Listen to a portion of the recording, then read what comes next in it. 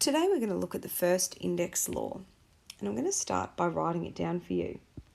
A to the power of m times a to the power of n is a to the power of m plus n. Now what that actually means is if we have a question where we have the same base, all we have to do to solve it is to write the base down and then add the indexes. The first law always involves multiplication. And I'm going to show you how this law works using some examples. We have a question that says 5 cubed times 5 squared. Now 5 cubed actually looks like 5 times 5 times 5. And 5 squared looks like that. That will give us an answer of 5 to the power of 5. Now our base is 5, because you can see 5's in the expansion. And there are also 5, hence the index. Before I go on to the second example, you would probably like to go through the following terminology.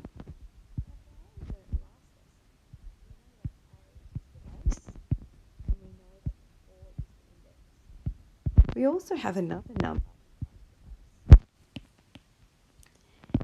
we actually call that in algebraic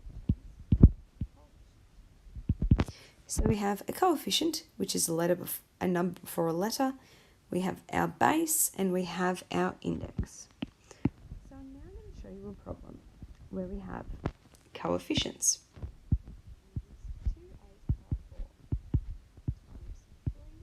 The power of 5. Now what that actually looks expanded.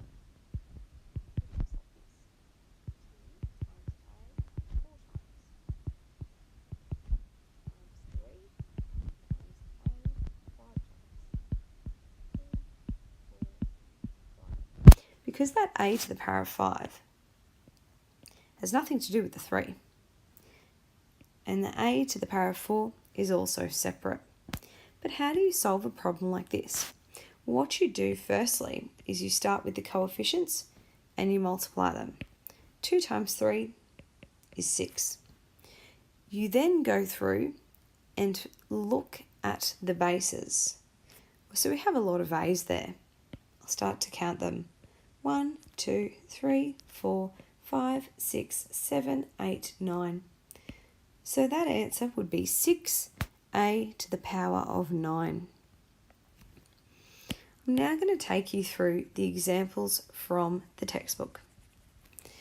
It says, simplify 2 to the power of 3 times 2 to the power of 6 after writing in factor form, and we want you to leave the answer in index form. So 2 to the power of 3 in factor form looks like that. And 2 to the power of 6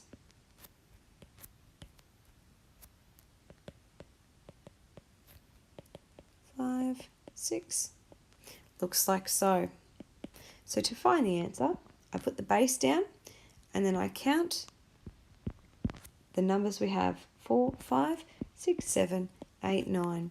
So that answer would be 2 to the power of 9 in index form. Simplify 7 to the power of 4 times 7 to the power of 3, giving your answer in index form. Same thing. Now you'll notice they all have the same base, which would give us a base of 7, and I then need to go through and add the indices, which is plural to the word index. Now you'll notice that we have a 7 here, and there's no index, and that happens with 1, because 7 to the power of 1 is 7, and it means that there's one of them. So to solve this problem, all we need to do is add indexes. 4 plus 3 is 7, plus 1 is 8. So the answer is 7 to the power of 8.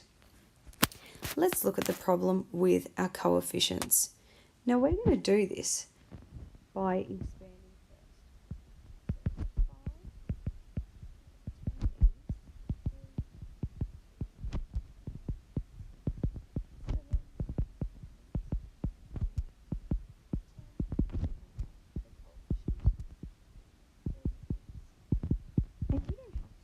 Every problem, but it does help to visualize it.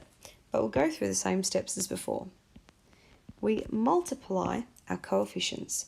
5 times 2 equals 10. We then write down our base, and then we add our indexes or our indices.